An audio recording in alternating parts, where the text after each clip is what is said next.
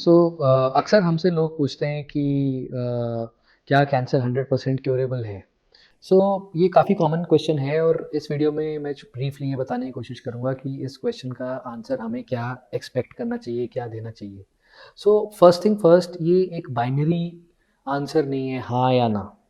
Cancer क्या curable है, इसके साथ दो चीज़ें और होनी चाहिए कि क्या मेरे पेशेंट में कैंसर क्योरेबल है। ये पहली बात हो गई, जेनरिक बात नहीं कर सकते सबके कैंसर्स के लिए। मेरे पेशेंट लगाते ही हमने क्या क्या चीज़ें जोड़ दी। मेरे पेशेंट लगाते ही हमने जोड़ दिया कि इस पेशेंट की एक पर्टिकुलर एज है, कि इस एज में क्या कैंसर क्योरेबल है, इस पर्टिकुलर पेशेंट में वो पर्टिकुलर कैंसर और वो एक पर्टिकुलर स्टेज। यानी कि कैंसर क्योरेबल है कि नहीं डिपेंड्स अपॉन कि कैंसर किस टाइप का है, किस स्टेज का है, किस एज में है और पेशेंट की तबीयत कैसी है। ये चारों पांचों फैक्टर्स मिलकर ये डिसाइड करते हैं कि कैंसर क्योरेबल है कि नहीं। फॉर एग्जांपल अगर मैं स्टेज की बात करूं तो स्टेज 1, 2, 3 कैंसर्स क्योरेबल होते हैं, 4 के नहीं होते। बट 1, 2, 3 कैंसर्स अगर बहुत ही एडवांस स्टेज में है, मान लीजिए एडवांस्ड एज में है कि पेशेंट ट्रीटमेंट नहीं ले सकता, तो उसका क्योरेबल नहीं है। सिमिलरली कहने को स्टेज 4 कैंसर नॉन क्योरेबल होता है, स्टेज 4 का मतलब जो फैल गया है। बट ये भी ब्लैंकेट स्टेटमेंट गलत है। कई ऐसे स्टेज 4 कैंसर्स हैं जो कि कई कई साल हम लोग दबा सकते हैं ट्रीटमेंट्स के साथ। दबाना, अगर मान लीजिए किसी का कैंसर 10 साल तक दबा हुआ है तो उसको एज गुड एज क्योर बोलते हैं। फॉर एग्जांपल एक बीमारी होती है CML। CML के अंदर हम लोग बेसिक सी एक दवाई देते हैं और उस दवाई से वो कैंसर कई कई साल तक ना के बराबर ही रहता है, या पेशेंट्स इतने लंबे समय तक वो दबा रहता है कि पेशेंट अपनी कई बार नॉर्मल आयु जीते हैं।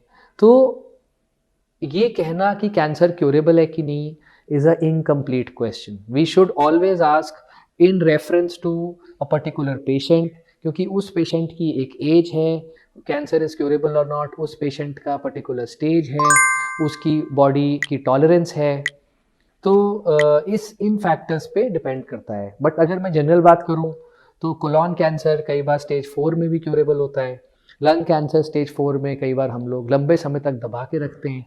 लंग कैंसर का स्टेज 4 का पेशेंट भी हम लोग कई बार क्यूरेटिव इंटेंट से, यानी कि हमेशा हमेशा के लिए ठीक करने के इंटेंट से ट्रीटमेंट करते हैं।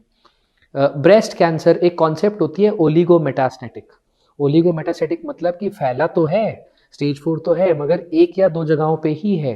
तो ओलिगोमेटास्टैटिक कैंसर्स, कई प्रकार के कैंसर्स को हम लोग क्यूरेटिव इंटेंट से ट्रीट करने की कोशिश करते हैं।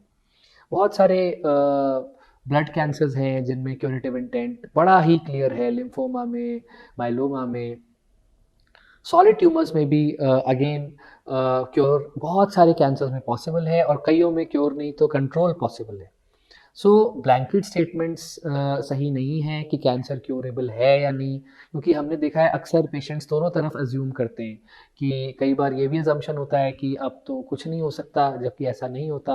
और कई बार एकदम ऐसा भी पेशेंट इतने रिलैक्स्ड होते हैं कि हम जो मर्जी खाएं पिएं, इलाज भी ना कराएं और इस बीमारी से कुछ नहीं होगा।